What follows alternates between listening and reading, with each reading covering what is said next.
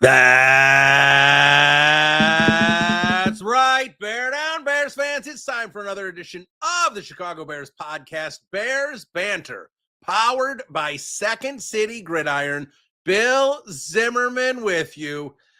That was a rough one. That was not the expected outcome. I think a lot of Bears fans, especially when it became official that we got word that Lamar Jackson was not going to play, that we felt good about how the Bears were going to perform on Sunday, and it came up a little short. There is no doubt about that one. That was not the expectation we had. We're going to talk about it. We're going to talk about it here for a little while. Then we're going to talk about it with Marc Silverman. Yes, Silvy from Waddly Silvy on ESPN 1000. He is going to be by here in just a little bit. But let's dive into this. Let's talk about the game. Let's kind of talk about where the offense is, where Caleb Williams is, and where this team is at kind of a critical junction here if they are going to be considered a playoff contender. So let's jump into it. Let's jump in with the game, and let's start on the defensive side of the ball, because this podcast last week spent pretty much the whole podcast. I mean, we talked a little Caleb, we talked a little Ben Johnson, a little running game, but I would say 90% of the podcast was talking about how great the defense played and how great it looked in Dennis Allen's vision against the New Orleans Saints. We talked about it with Ann Herron. I talked about it, and the follow-up here was certainly a little flat for the Chicago Bears. And I'm not saying the defense was atrocious. It was not atrocious. It did miss on some key plays. It did lack that energy, that ball swarming, obviously, the slapping at the ball. It didn't have the same aggressiveness that it had against the New Orleans Saints. And that's really the key to this defense right now, because when we look at this defense, I think we can objectively look at it and say it is not the most talented defense in the league. It's not devoid of talent, but especially when you have injuries with like Jalen Johnson out, now Kyler Gordon out, it doesn't have a ton of talent. And of course, the entire cornerbacks with Tyreek Stevenson out too were sub corners, and that's obviously going to be a tough situation to win. But when you have that in the secondary, when you have those issues, you need the front four to stand up and play better and really control the game so they can give some help to the secondary and get some pass rush so they don't have to cover as long. And to me, yeah, you can look at this. I thought, if I look at the defense, I thought Jalen Jones played pretty well. I think Kevin Byard played well. Nashon Wright was okay. I think hits and misses, but I think, Nick McLeod to me didn't look very good. I didn't think Jaquan Brisker had his best game. So when I looked at the secondary, there were ups and downs there, but what you need is the front four that's mostly healthy. I know Austin Booker hasn't come back yet, but that is a mostly healthy front four that needs to step up and get a pass rush. They have to do it. And Montez Sweat is like I know Javon Dexter's had his moments. I'm not knocking him, but Montez Sweat the last couple games was starting to get going a little bit, and it was starting to kind of energize the entire defense. He takes a step back, and they simply just do not have anyone else that can step up and get to the quarterback. Dayo Odeyingbo, I mean, we need to sit here and start using the Bob's meme from Office Space. What exactly is it that you do here? Because we talked about it in the offseason about the $48 million contract. And from day one, I was like, that's not the move I would have made. It may have been the only move to make because maybe the other guys were not interested in coming to Chicago. The Josh Sweats of the world, the things that you could have targeted there. Maybe that was the issue. Maybe it was kind of Odeyingbo, or they weren't going to have an edge that they could get there. I'm not sure what the situation was. I'm also not sure if Odeyingbo had to get paid that much money. I do wonder if perhaps they did negotiate a little bit against themselves.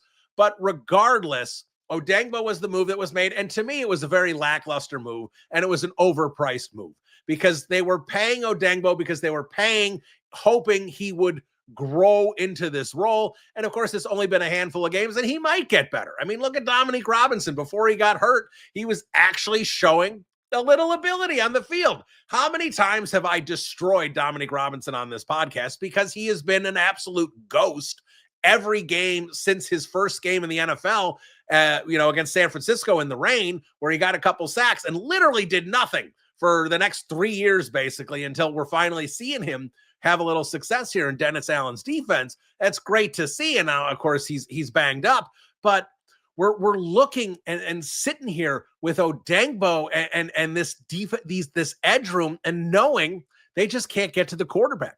This is on we can sit here and we can blame Dennis Allen or Ben Johnson. I know a lot of people like to try and sit there and say it's not Ryan Poles' fault. He just wants the guys that Dennis Allen wants. He just wants the guys that Matt Eberflus wants. He just wants the guys that Luke Getsy wants, right?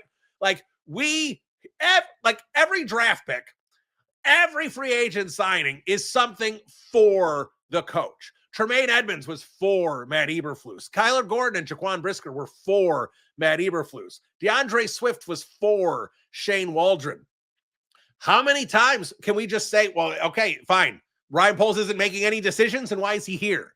Like, I hate coming back to Ryan Poles sucks at his job, but guys, Ryan Poles sucks at his job. Now, I think Ben Johnson is very good at his job. And we're going to talk about Ben Johnson a little bit because I don't know if he had his best game, against, I almost said the Saints, against the Ravens here. But Ryan Poles is the reason why there are so many holes in this roster. And we have talked about it, that we're in some trouble as Bears fans for this Bears team moving forward because they're going to have to rip up some of these major contracts and try and start over a little bit. Or you got to commit to this as your core. You got to commit to Jalen Johnson being a little bit older and a little injury prone. You got to commit to Kyler Gordon.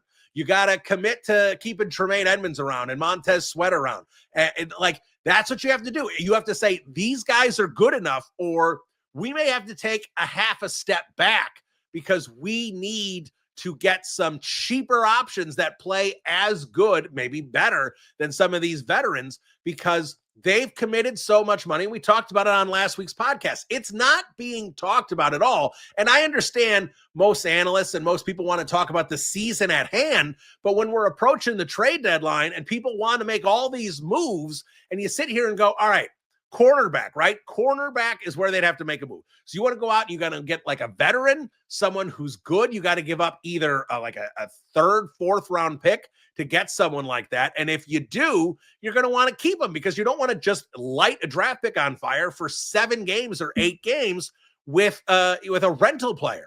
So when you sit here and you look at it, you sit there and go, all right, if they're going to give up this, then they have to pay a guy. What, are you just trade Tyreek Stevenson? You're going to pay 4 cornerbacks? It doesn't make any sense because this is the Bears roster. And now they've got a lot of injuries. We'll talk about those in a minute, but this is the roster. You can't sit here and say, well, Ryan Poles has done a good job, but they got to do a bunch of stuff. No, this is the Ryan Poles roster. This is what he did. Now, like I've said, I don't think Ben Johnson likes a lot of things on this roster. And I think we should look at this like a new regime and that a lot of these guys are going to be gone next year. And that if Montez Sweat doesn't get back to that Saints and Commanders form and play like that for the rest of the season, he's not worth $25 million. And if DJ Moore is only going to have 500-600 yards in this system, he's not worth the money he's making. They need to move these guys out. Trade, cut. I don't think you need to cut guys like Sweat and Moore, but you may need to cut other guys. And now we got to talk about this in a little bit because we got so much to talk about, is Ben Johnson basically calling out the veterans in this team again. You want to talk about, you hate to use the word loser, but we're going to talk about the losers around this franchise because we look at this defense and we can basically sit here and say that this is who it is, right? They didn't change that much from last year to this year. This is the defense that was built by Ryan Poles. And it's not good enough. And if they don't get 5 turnovers, they just aren't good enough because this team gives up a lot of yards and they've been getting away with getting turnovers and playing well on third down. And when that starts to fade a little bit, you get in a hell of a lot of trouble. And that's what we saw when you give up 30 points to Tyler Huntley, not Lamar Jackson, Tyler Huntley. Now let's talk about the offense a little bit, because the offense is where everybody is focused, but I think they're hyper-focused on the offense. Now let's talk first about the run game, which was pretty non-existent.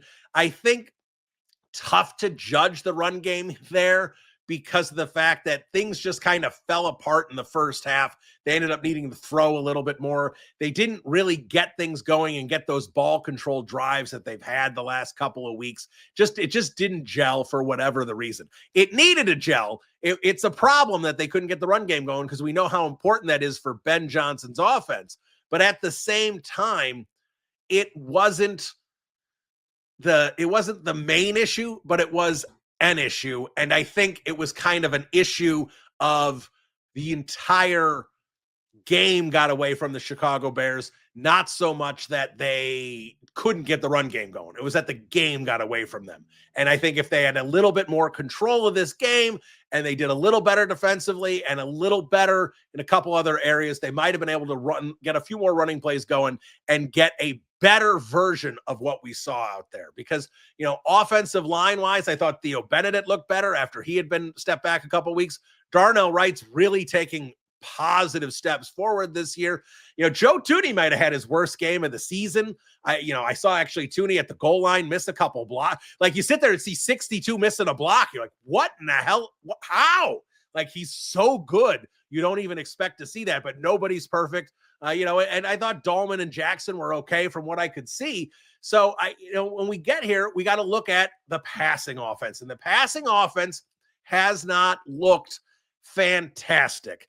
And a lot of people want to point the finger at Caleb Williams, and you certainly need to point a finger at Caleb Williams. I don't think you need to point the finger at Caleb Williams. You need to kind of point the finger at kind of everything going on.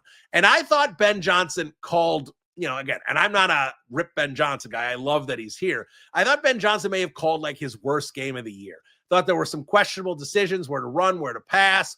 I think on a couple of the plays, I was trying to watch the all 22 at this point, where you weren't putting Caleb in as many positions to succeed, not as many easy button options. I thought Ben struggled a little bit in his game calling on this past Sunday. And Caleb wasn't great. Caleb had a couple errant passes. I thought the accuracy was actually a little bit better. Held on to the ball a little too long a couple times. I thought Caleb was okay. Again, I thought he was a little erratic in the pocket, which kind of made the passing game feel herky-jerky. But at the same time, we're still seeing miscommunication issues. And I understand it was a garbage time touchdown, but you're seeing every all 22 tape rat talk about how on that last play where, last play for the Bears, where DJ Moore was missed in the end. Everyone's like, Caleb Williams can't throw an accurate pass. Every single person is saying that DJ Moore messed up. Every single one. Caleb put the ball where he was supposed to, and DJ Moore made a mental error. And those are the kind of errors that Ben Johnson cannot stand. And what we're seeing here with this offense is when you pull back and look at the season statistics, they look pretty good. You saw Brett Coleman put out about drive efficiency, and that the Chicago Bears are doing pretty good, but it's not touchdown, it's point efficiency, and that the Bears are getting a lot of field goals, but they're not finishing off drives. They're not getting the touchdowns. You're seeing Caleb Williams having accuracy issues. You're seeing mental mistakes by the weapons, by the skill position players. But the offensive stats look pretty good. And the reason they do is because Ben Johnson is still able to get several explosive plays. He's leading the NFL in them. They're getting 6, 7, 8 explosive plays a game, and that is saving the offense. And it's not me complaining. I have been dying for an offense that can have explosive plays. I mean, how often do we talk about it with like the Andy Dalton versions where an explosive play for the Bears was 6 yards? It was dink and dunk. Everything was at the line of scrimmage. It drove you nuts. Give me an intermediate pass sometimes, something, please. And that's what Ben Johnson's doing. And they are hitting those from time to time. And that's what's saving the offense. So when you look and you see the Bears are pretty good in yardage and pretty good in points and pretty good and pretty good and pretty good, you said, well, this offense is pretty good. But then you watch it and the eye test doesn't mesh up every week. It does some weeks when we saw like the Saints game and we see DeAndre, or the Commanders game, and DeAndre Swift is running up and down the field, or the Dallas game when Caleb's throwing the ball all over the place. We've seen it from time to time, but we haven't seen it consistently. And what we're seeing is consistent explosive plays, which are giving the season stats kind of a fluff than where they actually are. Now, that's okay. That's not a complaint. It's just, we just need to see more of it come together. And that's what's saving this offense, are those explosive plays. If they had less of those, and I'm not saying like none, I'm saying less. Like if they were middle of the pack in explosive plays, you would see this offense really, really further down in those statistical categories. Now, before we get into some bigger picture stuff with the Bears, let's talk about the Baltimore Ravens. And let's talk about Lamar Jackson and his status change from Friday to Saturday. And make no mistake about it, as someone who has worked in the sports gambling space for the last year and seeing how that was impacted, and obviously, no, I did not think the Ravens were trying to cook the books, the sports books there with the Lamar Jackson status. But the Ravens 100% knew what they're doing.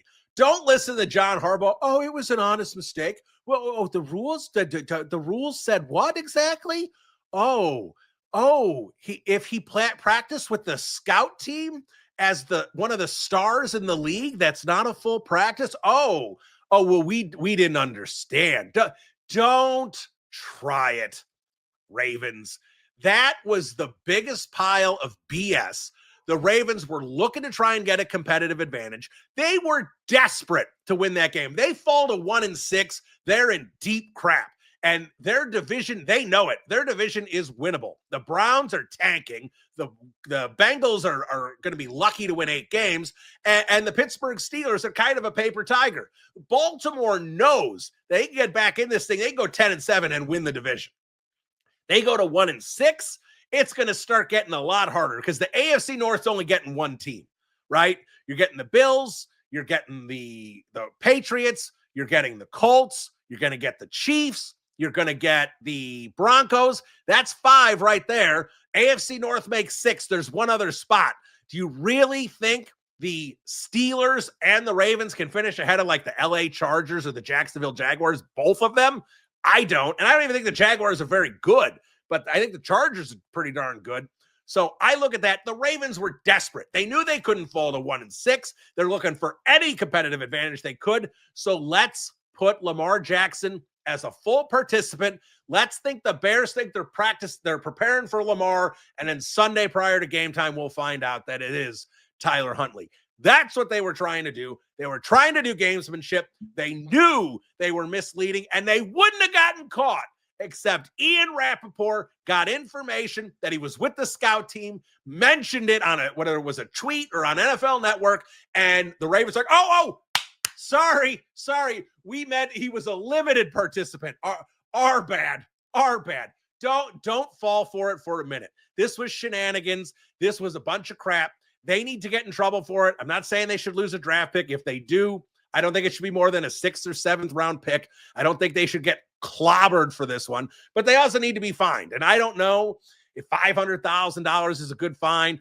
I mean, because the Ravens print money like every NFL team. It's not like it's really going to impact them, but the NFL needs to know that teams can't do this crap.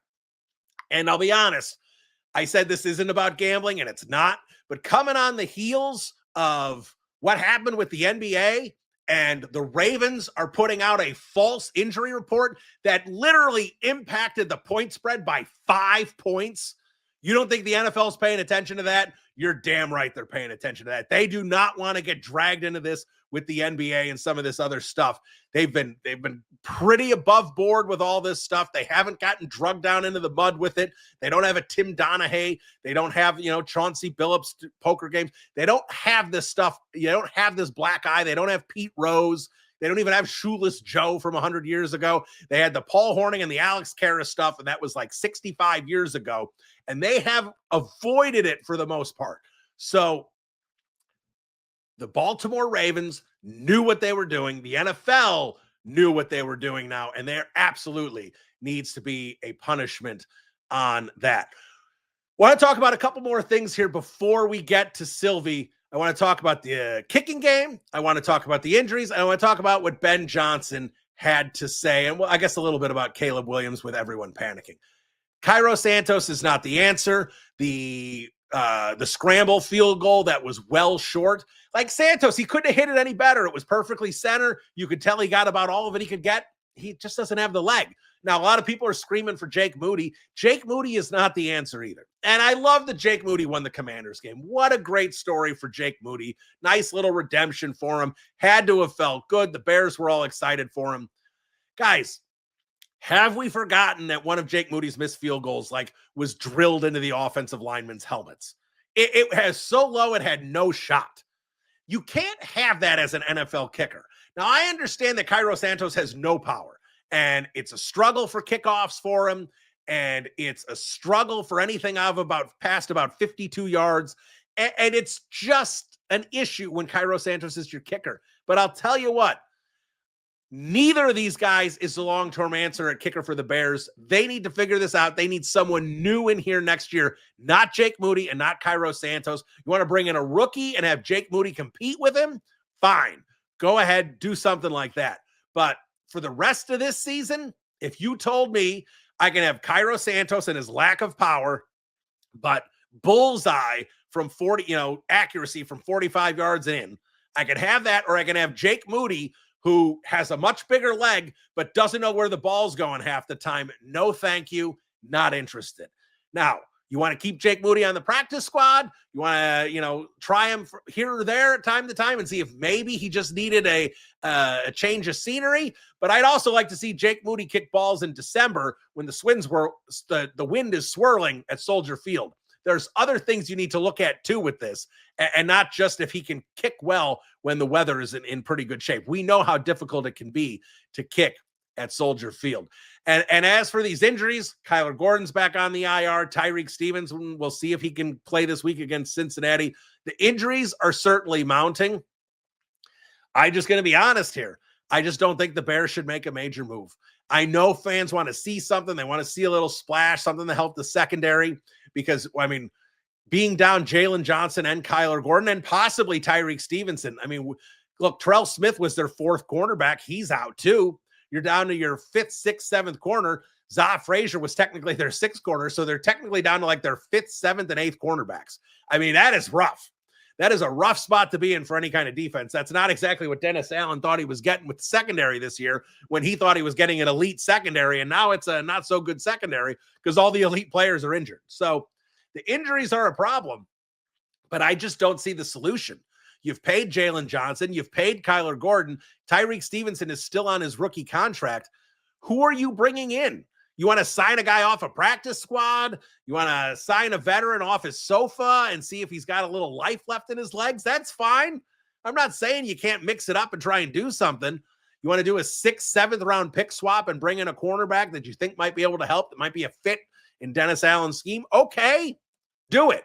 But don't give up major assets. I don't want to see any major assets committed to this defense right now. I don't think it makes any sense to do that. I'd be upset if the Chicago Bears decided to do that. Let's wrap up with Caleb and Ben Johnson.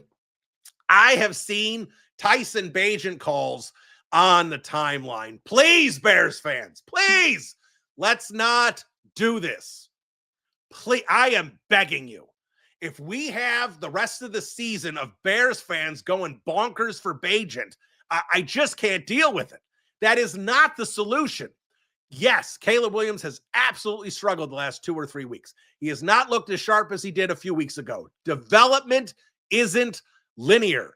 Go look at Jared Goff's first 6 or 7 games in Detroit with Ben Johnson and look at what Caleb Williams is now. The numbers are very similar, because this is a tough offense to figure out and make sure you have the grasp of everything. And we're hearing from tape guys, from Kurt Warner, from other quarterbacks, there are a lot of mistakes being made by the skill position players.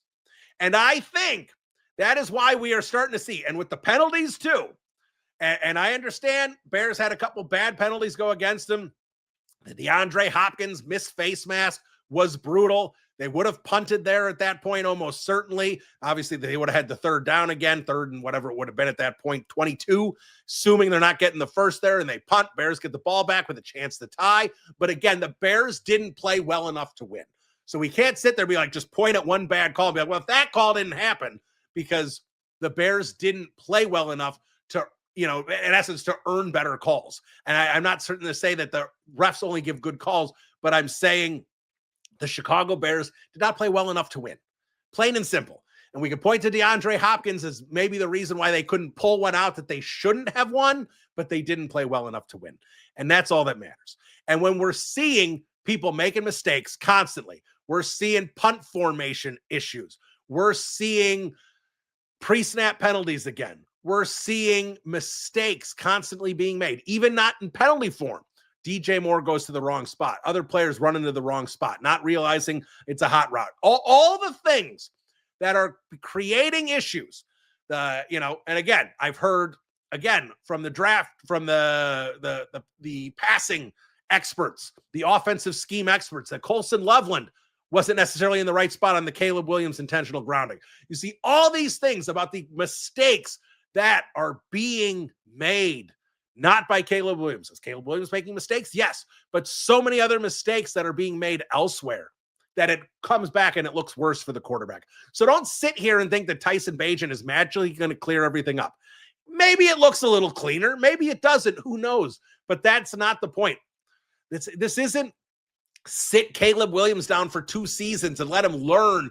And this isn't 1998 where you sign your rookie quarterback to a 7-year contract. It's not how this works anymore. You got to make a decision in 3 years if this is your guy. We're halfway through season 2. No benching of Caleb Williams. It's silly. It's ridiculous. Do not think about it. Listen to the coach. Listen to the coach. The coach is telling you that the veterans on this team are a bunch of slapdicks. Like, it's the same problem. We talked about it last year when Matt Eberflus got fired, that this team should have some freaking pride and play better after Eberflus got fired, because they all pointed the finger and said, he's the problem. And then they got worse. And I'm not saying Matt Eberflus wasn't the problem. Yes, he was the problem. But they didn't show any pride last year. And now they try and bring in guys like Joe Thuney and Grady Jarrett and, have Kevin Byard and have some veterans that maybe can help. Well, speak up, man. Talk to these guys, because the coach is sitting here telling you that the veterans on this team are not leading properly. They're not cleaning up mistakes. They're not doing what needs to be done. And when you hear that, whoever it is, and I don't know exactly who it is. It could be DJ Moore, Cole Kmet, Austin Booker, Montez Sweat. I don't care. I don't know. But they know, and that's what matters. And if they know and they're calling it out publicly, it's because it's a major problem. The Chicago Bears still have a culture problem. Ben and Dennis Allen, they're turning it around. But you're still having the same problems. It needs to get better. And this is not push the panic button and freak out, because the Bears are 4-3. And I think most of us would have been pretty happy at 4-3, in Ben Johnson's first year. So this is not a panic situation, but it is a wake up and smell the coffee. The Chicago Bears are a bunch of losers, and Ben Johnson is trying to teach them how to be winners. And I hate to use that term losers, because it's a harsh one to call somebody a loser. But these guys, they don't know how to win. We've talked about it multiple times. These guys were on the Carolina Panthers winning 4 games a year. We're on the Chicago Bears winning 6 games a year, on these other bad franchises, and they show up in Chicago. None of these guys, pretty much, other than a handful, run winning organizations. That's why you bring in a guy like Joe Thuney, who's won more Super Bowls than the Chicago Bears have won championships since 1950. And that's the truth. That is 100% the truth. They've got 2. Joe Thuney's got 4. That's the kind of guy you're trying to bring in to teach how it's supposed to look. And it's not going to, it's going to take a while. It's not going to happen overnight.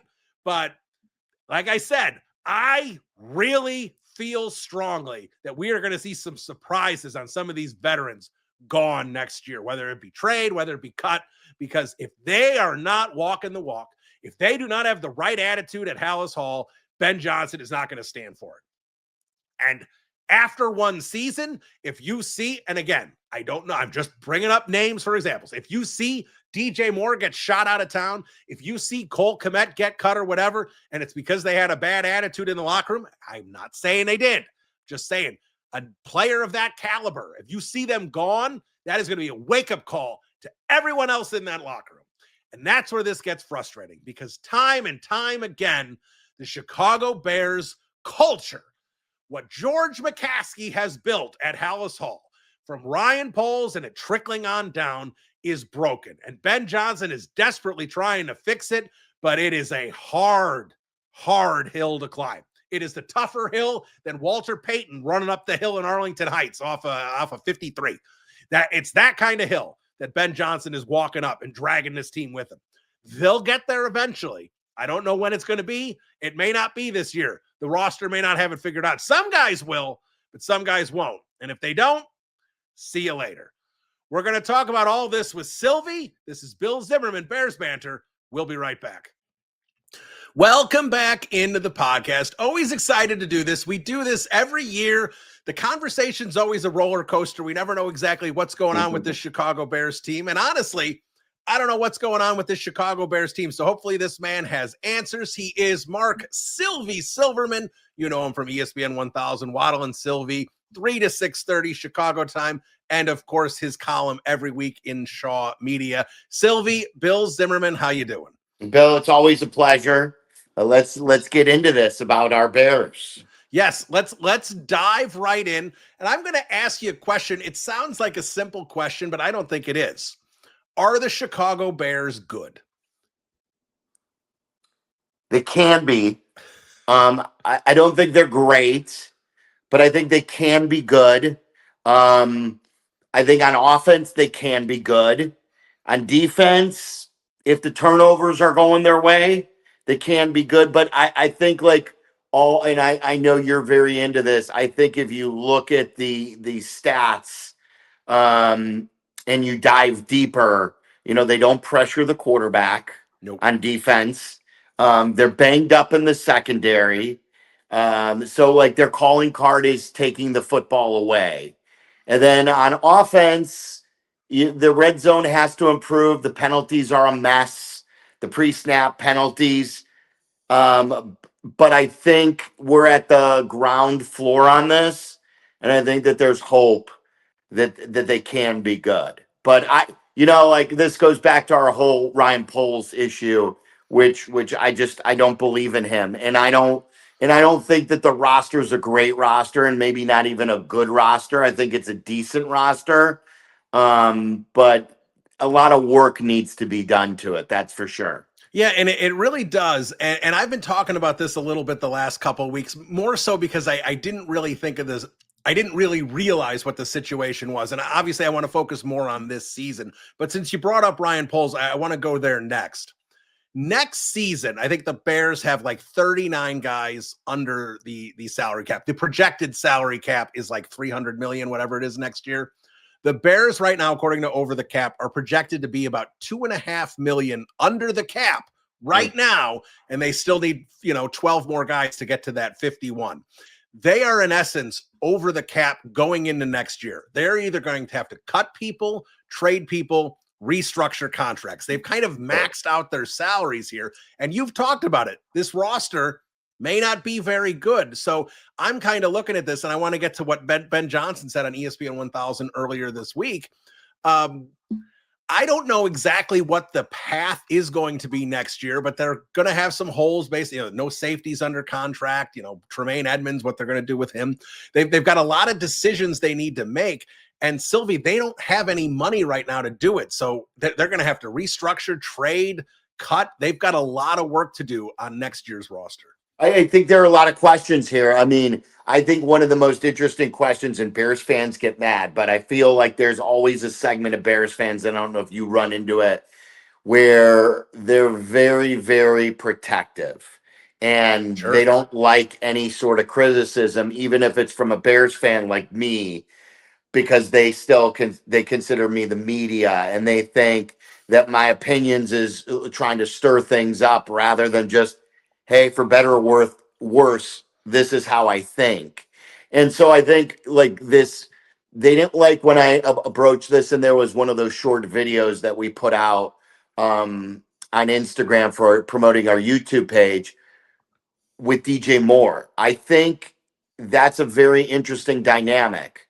DJ Moore is one of their better players, and I like DJ Moore. I'll never forget going into my first practice when they traded for DJ, and I'm like, ooh, we got ourselves a real receiver now.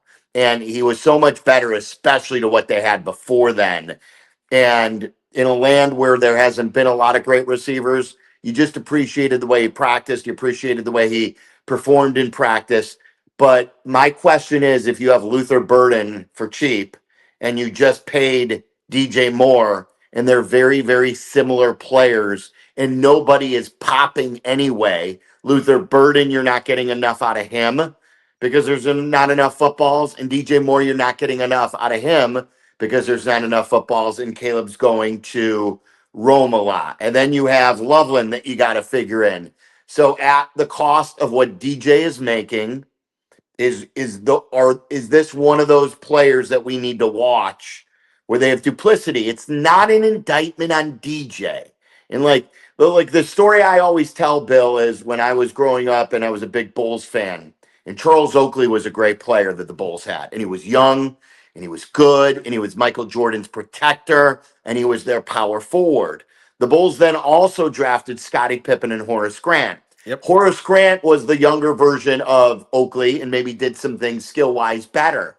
So instead of keeping both, they used Charles Oakley to get the center that they didn't have. Bill Cartwright. Yeah. And so it was like a twofer because now all of a sudden you got Horace Grant and you maybe even got better than Oakley at power forward, and now you got the center that you wanted. So the point of this long rambling answer is, in order to unlock Luther Burden, in order to fill some needs that you have, especially the cap room that you're talking about, are they better off looking at trading DJ Moore, whether it's at this trade deadline where pass catchers are wanted or next offseason? Yeah, I think that's totally fair. In fact, about a week after the draft, maybe less, I kind of floated that out on Twitter. I said, look, I know you said no indictment on DJ Moore because we know how great of a player he is, but we also know kind of the season that DJ Moore had last year. And we know what Ben Johnson's looking for in players. And if that kind of put up antennas with Ben Johnson, and being Luther Burden's skill set was so similar to DJ Moore's, they felt repetitive. Where I was sitting there going, if Luther Burden pops, I'm not saying they're going to trade DJ Moore in May or June, but if Luther Burden pops a little as a rookie, is this a guy that they could trade? And a lot of Bears fans, they jumped. They said, this is a ridiculous statement. And I still feel good about it. And even a guy like Montez Sweat. And again, no indictment on Montez Sweat. In fact, before Sunday against the Ravens, he had two, I thought, very good football games. But you sit there overall and see what Montez Sweat has been since the beginning of 2024. And I know he was banged up last year, but is that a $25 million a year player? The 2023 version absolutely was, but is the version right now, is he? And I don't think he is, at least not consistently. That can change over the next, 10 games.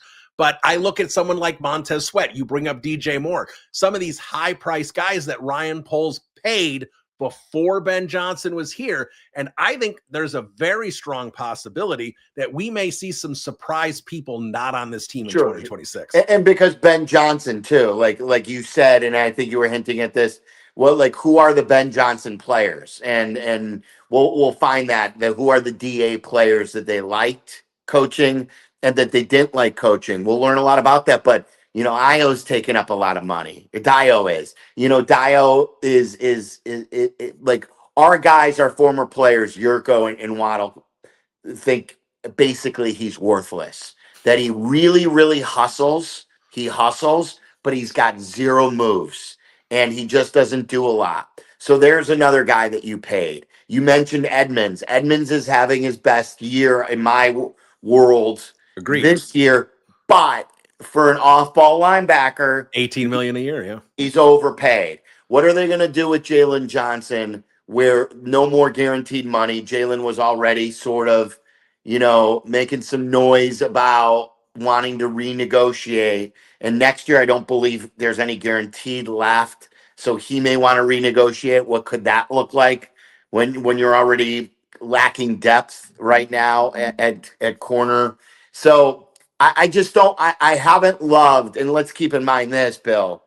They still need a left tackle. We'll see where Theo Benedict goes, but they're still gonna, I think, need a left tackle, and they're gonna need another edge rusher, among other things. So it's. I think that there's the small picture of what they are now. There's the bigger picture of what they could be, and then there's the biggest picture if Ryan Poles can fix the messes he created.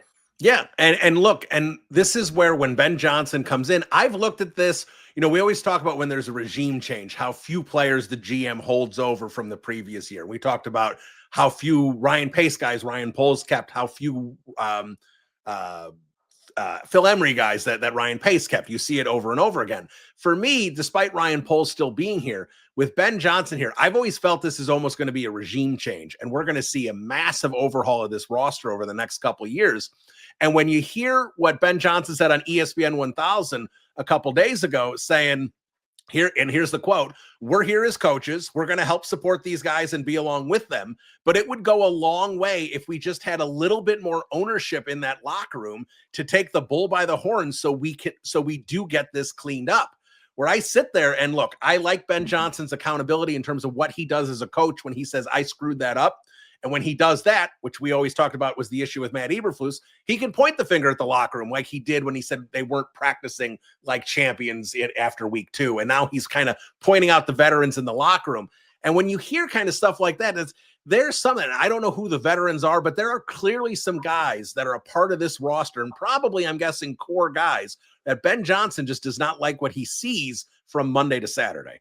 Well, and leadership was an issue last year. Like, I think, For sure. and I think they went too far with enabling, empowering the players, many of the players too, who were new. And then, Eberflus wasn't a strong leader. And so they tried to reel that back in.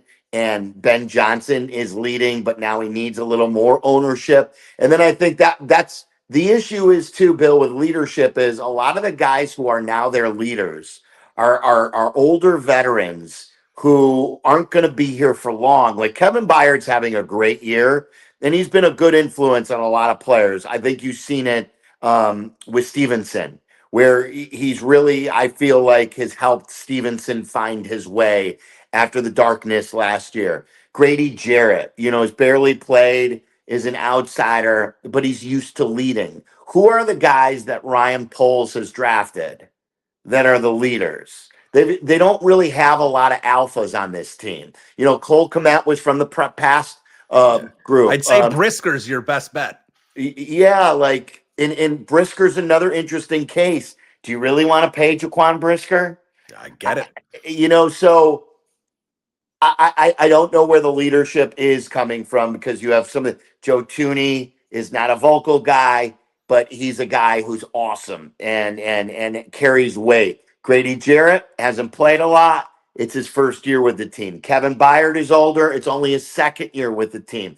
This has got to come from within, and it's got to be, and that's where they just don't do well enough drafting. And I'm not talking about just from a leadership standpoint, talent-wise too. They're not getting enough out of their highly drafted players, whether it be this year or whether it be in years past. Yeah, and let's talk, because I want to get to Caleb Williams, but just about this rookie class, because I talked about how important this rookie class was, not just because it's Ben Johnson's first year, but because in the past, some of Ryan Poles' misses, he's been able to cover up with free agent signings because they've had plenty of money since Ryan Poles, ripped everything down to the studs in 2022. So when we're looking at them now being up against the cap more, I sit there and go, this class has to hit. And I'm not giving up on Colson Loveland. I'm not giving up on Luther Burden. We're 7 games into this rookie season. You can't judge any of these players right now. But right now, especially when you see Tyler Warren and Harold Fannin and some of the, Oronde Gadsden hitting as tight ends already, when Loveland's not doing anything, when Burden's not getting on the field, Trapillo was inactive early. He's not getting out on the field. Shamar Turner hadn't done much. He's down for the year. Ruben Hippolyte's been inactive. I know we get it. Zaw Frazier had that issue. I'm not, Kyle Monangai is a 7th-round pick, is their best rookie right now. And, again, plenty of time for these guys to improve and get better, but this rookie class is not getting off on the right foot. When you have a class that you have a lot of picks and you're picking high in each round, and you're coming off a 5-win season. Yep. You expect those players to be hits right off the bat and to help you, because obviously your roster wasn't good. So it's why I never understood the process of Trapillo. Never. I never understood the process of the whole left tackle battle. And I think I joined you last time after the draft, and I spoke to this, and everyone again is always quick to say, "You're never happy, Silvy." I'll be happy when some of these young guys hit and they start building a good roster. It doesn't make any sense to me, Bill, that you need a left tackle and you drafted one who plays right tackle. And you did it that early. Fine, if you want to draft one later and be a developmental player, that 2nd-round pick that early has got to be good immediately. And then you tried to force him at left. You already have a right tackle. So what are you doing with that pick right there? And then the other stuff, Loveland was probably a Ben Johnson pick, but is tight end really what you needed most? And then now we're seeing that when he's still developing and he's still a work in progress, he holds the keys to unlocking Burden and Loveland, because if he's only completing 18 or 19 passes a game, how many balls are there to go around to Loveland and Burden on top of DJ and Rome and some of the other guys? So it's why I don't think, I thought it was a really, really bad process last year too, with them drafting Karan Amagaji. I've always said this, you can draft a guy out of Yale, fine, but he can't be hurt, because you got to immediately put him in your system in mini camp and training camp, and you've got to develop him. He was out of Yale and he was hurt. So he missed out on a full preseason training camp of development. And he was behind the 8 ball from the start. And he wasn't dominant at Yale. He was a traits guy. He was a project. And that's what I fear that Poles does too much, is he drafts traits guys. Velus Jones never contributed in college. He played 6 years of college, and in his final year at Tennessee, he had 800 yards receiving. Nothing to write home about. But he was 24 playing against 20-year-olds in a COVID year. Of course he was going to dominate a little bit more. He was way more mature than the other guys. But he had speed.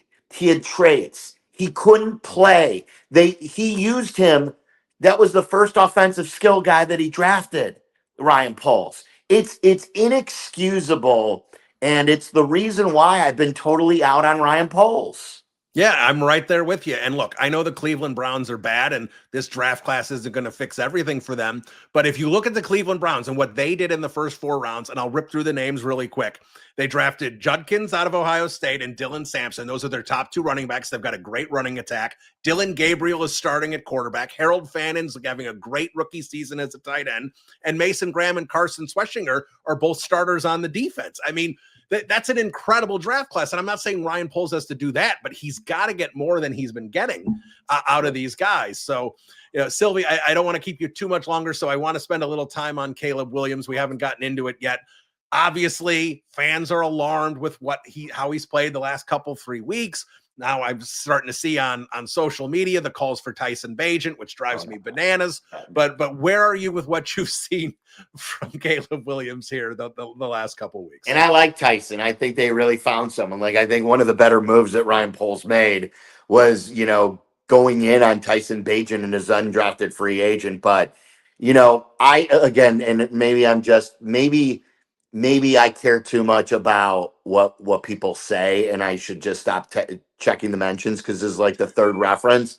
But I'm getting hit on the other way. I'm being too hard on Caleb, and I'm not out on Caleb Williams. And these are all things I shouldn't have to say, but just for purposes of people who don't know me, I'm not out on Caleb Williams. I don't think Caleb Williams is a bust. I don't think Tyson Bagent should start, but I think it's fair to say I want more. I want better. I want cleaner. And I don't need him to be right now the best player out of that quarterback class right now. Like, I don't even know if I need that, Bill, in his career. I was just saying yesterday, if I'm looking at expectations for Caleb Williams, okay, if Drake May or Jaden Daniels turns out to be better, fine, as long as Caleb Williams is the true star franchise quarterback this team has always wanted. There could be many shades of this. If he's a tick below those guys, but he's still a star, he still goes to Pro Bowls, he still wins games because of, I can live with that. Now, sure, you wanted the best guy. You had the number one pick. You should have done the research. I was a Caleb guy coming out of college, So was but I I. don't do, yeah, and I don't do this for a living. But my point is he doesn't have to be a superstar today, and he doesn't have to be the best in the draft further. So I don't think I'm putting my ceiling too high for him. But I need him to be better right now. And his accuracy has surprised me. I never expected this. I never expected to be. He reminds me of a reliever who throws 101 but doesn't know where the ball's going on a pitch to pitch basis. The 89 Cubs, it's Mitch Williams. Yeah. I don't know if he's wild thing totally. Yeah, he's not that bad. Maybe a little Carlos Marmolish. Okay. Maybe Palencia from this year. We know he's got talent. We know he's got the stuff, but is he seeing it correctly? And is he accurate enough? And the one thing that drove me crazy, Bill, was Sunday when after the game, even Caleb said that was the right read. I needed to throw it to Rome. You, as the quarterback, need to know what the right read is when the game is going on and in real time to make those. Now, you're not going to get them all right, but I want him to understand what he sees and where to go.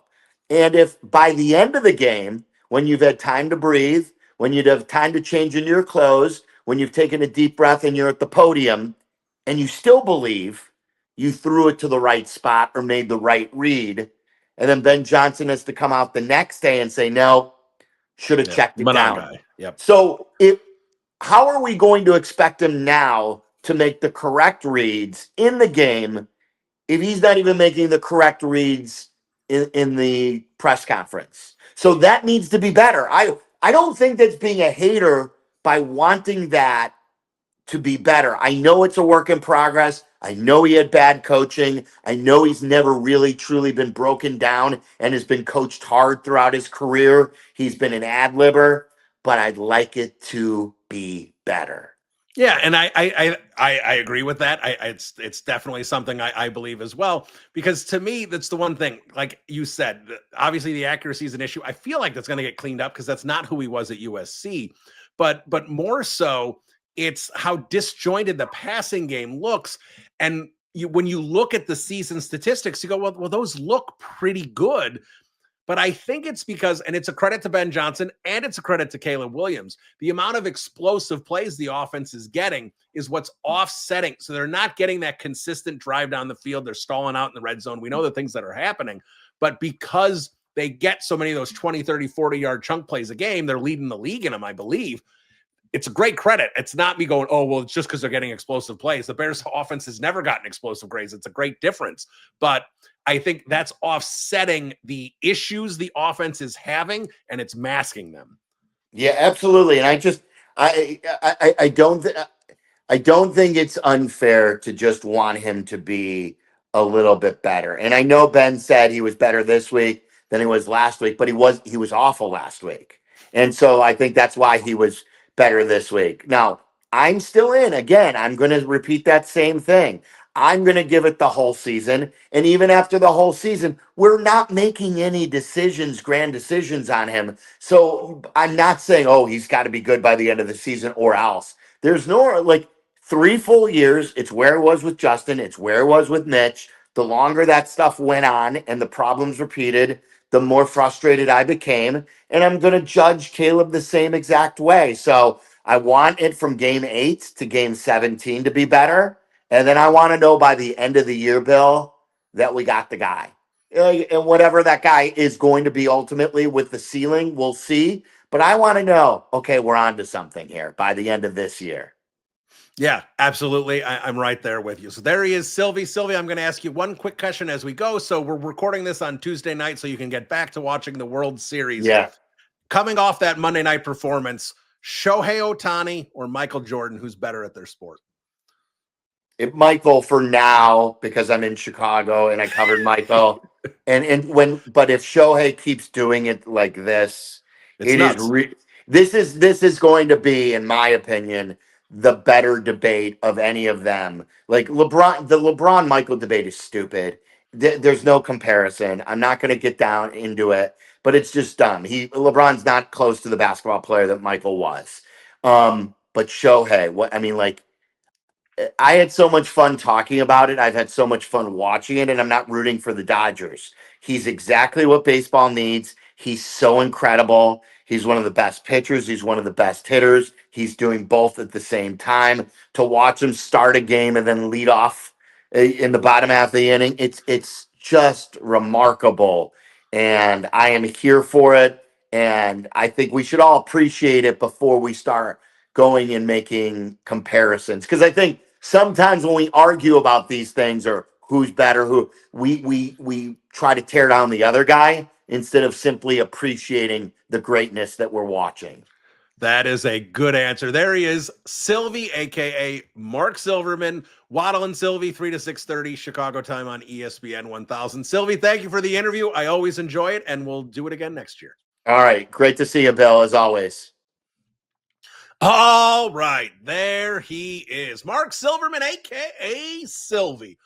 Always a great spot with Silvy. I love that we get a chance to chat it up every year, talk Chicago Bears.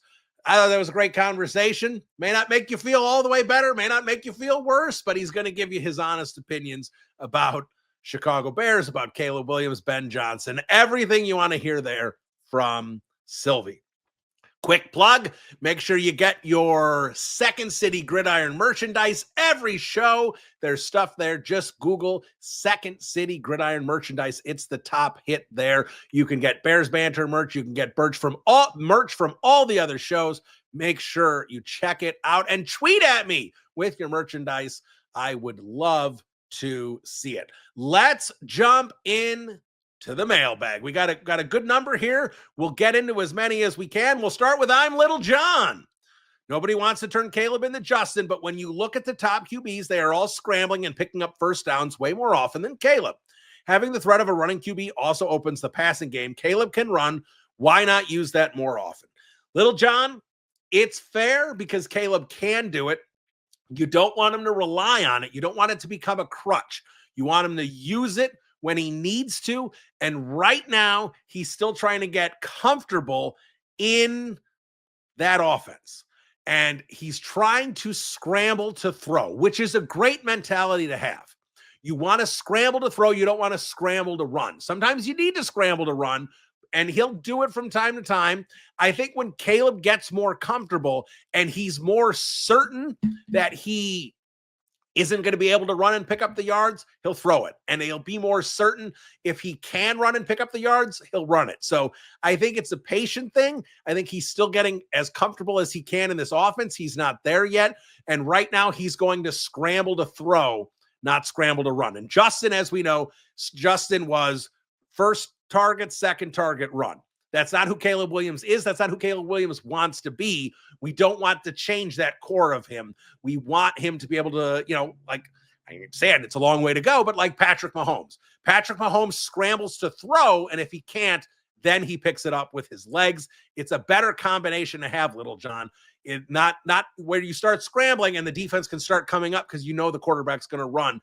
Keep them on their toes. Keep them on their heels, I guess I should say, as long as possible.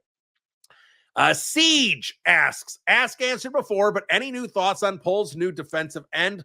Looked like they backed into something with Turner before the injury. What new defensive? Oh, the guy they signed off the practice squad. No, it's a practice squad guy. This isn't anything. Austin Booker's coming back this week. That's the big addition. We're going to see what Austin Booker can do. Shamar Turner, I don't think I really saw anything with Turner at this point. Again, I'm not calling him a bust. I haven't really seen anything from Turner in the limited snaps he had where I'm excited about him. I'm not worried about him. He needs to be a bigger part of the rotation next year. Andrew Billings probably isn't going to be here, so Turner is going to have an opportunity as the team's probably third defensive tackle, so he's going to get more reps next year. You would hope he's in front of Chris Williams. If Chris Williams is back next year and Turner's not in front of Chris Williams in 2026, we can start worrying about Shamar Turner, but that is neither here nor there. He's injured now, so is what it is. It's a lost rookie season for him. Austin Booker. We need Austin Booker back on the field. We need to see if he can turn preseason success into regular season success. He couldn't do that as a rookie. We need to see if he can do that as year two.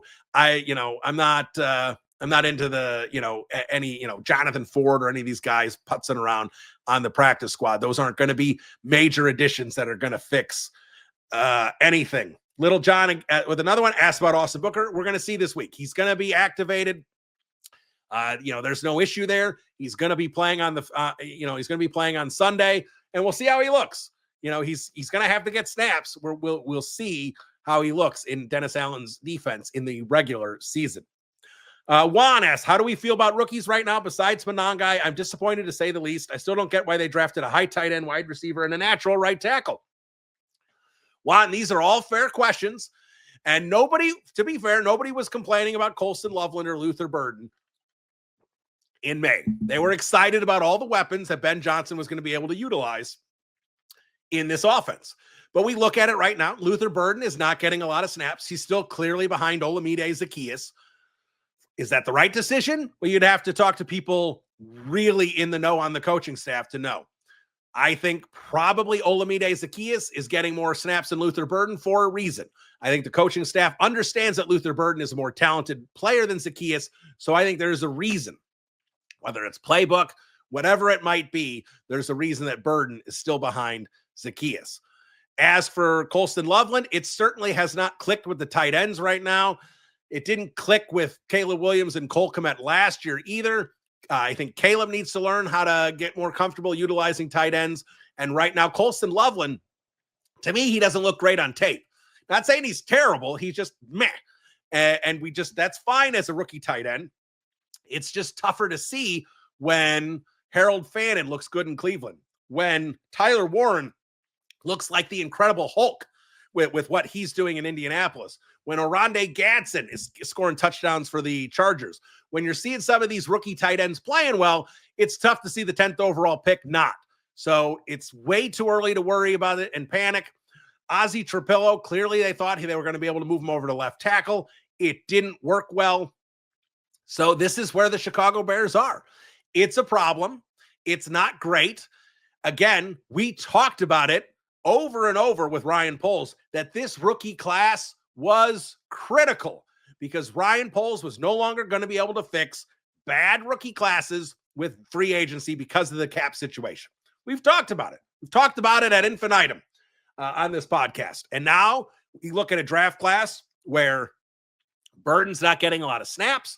Shamar Turner had a lost season. Ozzie Trapillo isn't playing any meaningful snaps. Colston Loveland looks flat. Ruben Hippolyte's inactive half the time. Luke Newman's inactive half the time. Za Frazier's going to miss the whole season. And Kyle Monangai, as their 7th round pick, is the best rookie right now. It's not great. It's not great. All right, I need to cough. Hang on. I'm going to mute myself. All right.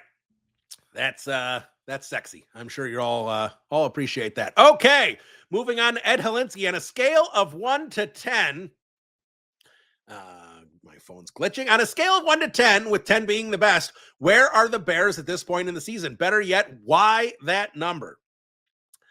I mean, I'd say the Bears are like a 6, Ed, right? They're an average football team. And I think that's fine that the Chicago Bears are an average football team because they were a bad football team last year. So average is a big improvement. They are inconsistent. They show flashes of how they could be good. They need to be able to put that together on how to be a good football team. Like, to me, a 10 is an elite team with an MVPs all over the place, like the Chiefs at their power, like Brady and Belichick at their power. A 9 is a true Super Bowl contender. 7 and 8 are playoff teams, and 6 are average teams, 5, 6 that are just below playoff caliber. And I think that's where the Chicago Bears are. So that's why that number, I think, if you're on a scale 1 to 10, where middle of the road is average, that's where the Bears are. They are an average football team. Siege has another one. Any thoughts on KG 44? Kyler Gordon, 44 games in 4 years. When does availability outrank his impact? Well, Siege, they paid him. You want to see him stay on the field. He's not going to stay on the field this season. He's going to miss a ton of games. He's only going to play a handful of games. I think he's going to come back in December and January. But at the same time, if the Bears fall apart here, they may shut him down. They may keep Jalen Johnson shut down. So we'll see. If the Bears hang in there and win some football games and they're sitting there at 7-5 after the Philly game and they still have playoff aspirations and Jalen Johnson and Kyler Gordon can come back then, well, then maybe we sit there and we see them back then. But right now, Kyler Gordon is hurt. They paid him. He's going to be here next year. And if he can't stay on the field, they're going to get out of that contract early. That's just the bottom line. So yes, the most important ability is availability. Kyler Gordon needs to be on the field 13, 14 games a year. He's not going to hit that this season. Billy Kidd, players are going down like bowling pins. Should we have been concerned about not making the playoffs? Yes, Billy. You should have been concerned about not making the playoffs in August because this team was a borderline playoff team at best. Let's break down the NFC really quick, right? Let's look at this. Probably one team coming out of the NFC East, the Eagles, lock them in. One team coming out of the NFC South, the Bucks, lock them in. Okay, that's 2. We got 5 left. We got 2 division winners. Let's give the Packers the division. Let's give the Rams the division. That's 4. Are the Bears better than the Detroit Lions? The Lions have a better record. They beat them head to head. Do you think they're better? I don't. The Lions are a better football team without question. Okay. That's number 5. The 49ers and the Seahawks. Can the Bears be better than those teams? That's a tough call. I would have said at the beginning of the year, yes, on the Seahawks, but JSN is incredible. Sam Darnold is not just a KOC merchant. He is a good quarterback. It's hard to say those words, but they are the truth. And the Seahawks look like a well-coached team with Mike McDonald. They got a really good defense. They are a legitimate team. The San Francisco 49ers they're a half game up on the Bears, and they haven't had anyone play all year. No Brendan Ayuk. Ricky Pearsall's missing time. George Kittle just got back. Brock Purdy hasn't been playing. Somehow the only one who's surviving is Christian McCaffrey. So the 49ers are going to get healthier, and when they get healthier, they're going to be a better football team. So right now, there are 7 teams clearly better than the Bears. Now, luckily, the Bears are, I think, clearly the 8th best team in the NFC. That's great because they were like the 15th team out of 16 last year. The fact they moved up to 8 is fantastic. But are they 7? I don't think they're 7. So one of these teams is going to have to fall apart and the Bears are going to have to get hot. That's how this comes down to it. So, yes, Billy, you should be concerned about the playoffs because the Bears aren't one of the 7 best teams in the NFC. Ben Weeglos. Over under 2.5 games until Ben Johnson has to say Caleb is our quarterback to the media. Ben's not going to play those games. Ben's just going to be like, next question. He's not even going to address that stuff. So I don't think we have to worry about that. I do think Caleb is going to play better this week against the Cincinnati Bengals. Jason Black. Hey, Bill, which safety are you extending, Byard or Brisker? That is a good question, Jason. I think Kevin Byard should be extended for sure. I think they should give him an extension because I think you can get Byard cheap. I don't think he's going to ask for a lot of money at this point in his career. He was getting paid, $7-8 million right now. He probably can cut it down to $5 or $6 million, maybe another 2-year deal with 1 year guaranteed. You bring back Byard for next year. Brisker, you've got to wait till the end of the season. You've got to see if he plays a full season. And if he does, you got to talk to Brisker and be like, how much money are you willing to stay here? Because we cannot commit a big safety deal. We can't commit 3 years, $48 million to you with your history of concussions. So if you're willing to come back for $8, $9, $10 million a year for a couple of years, we'd love to have you. If you're not, you can test free agency. Maybe you'll still come back, see what your market is. Because we're not willing to pay big bucks for a guy with a major concussion history. I think that's the bottom line with Jaquan Brisker. Got a couple more here. Evan Lepeau, would you put the Dio contract signing in the same ballpark as Nate Davis? Evan, I would not. I did not like the Odengbo signing. He has not played well this year. Nate Davis is one of the worst signings in Chicago Bears free agency history. Odengbo is just a bad signing. Bears have bad signings every year. Like, that's just what that is. And again, it's more money. You don't love the contract, but it's 2 years. If Odengbo's bad this year, he's going to get next year. And if he's not good, he's gone with pretty much no dead money. And see you later. They'll try a new defensive end. So it's not crushing. Nate Davis was brought in here to be a starter. He could not start. He quit. He clearly wanted to just steal $20 million from the Bears and did the bare minimum until the Bears said, see you later. Here's your money. We don't want to see you ever again. Nate Davis is never going to play football again, but he got his $20 million guaranteed. That's all Nate Davis wanted. And maybe I'm wrong. And, he just is having issues, whatever. Fine. If that ever comes out, then I'll take full apology for my actions and say I was way off base. But to me, Nate Davis is a guy who didn't like football. It's why Mike Vrabel didn't want him around in Tennessee. Nate Davis walked. He got $20 million guaranteed from the Bears and said, then I can retire. So he struggled through 2 years and kicked his feet on the ground and did all the crap he did. Didn't want to play, quit on his teammates, and got his $20 million. That is a bunch of crap. Odengbo just hasn't played well. It's a significant difference. I don't think they are even in the same ballpark, Evan. And TJ Gobig, you misspelled Waddle. No, that was Silvy. Tom Waddle was on earlier this season. We'll see if we get Waddle later in the football season. All right, let's do a quick prediction. We'll see if it's Jake Browning or Joe Flacco. Either way, I think the Chicago Bears can win this game. Joe Flacco definitely makes it more difficult. If it's Jake Browning, Homer Road, it doesn't matter. If you lose to Jake Browning, you are not a good football team. I think the Bears would definitely beat Jake Browning. I think it'll probably still be Joe Flacco, and I think the Bears can win this. I understand Jamar Chase and T. Higgins with the Bears cornerbacks is a problem, and Flacco can throw up some YOLO balls, and I'm sure there's going to be some explosive plays that the Bengals hit. But the Bengals defense is awful. It is an awful, awful defense. It is Dallas Cowboys caliber defense. We saw what Ben Johnson and Caleb Williams did to the Cowboys defense. It should be no different against the Bengals defense. The Bears will score points. I'll give you the same prediction for both. 31-20. The Chicago Bears win. Caleb Williams throws a couple of touchdowns. The offense is up near 400 yards. It's called about 375 yards of offense. Defense looks a little shaky, probably gives up 350 yards themselves, but holds a couple field goals with some shaky quarterback play, and they get the win 31-20.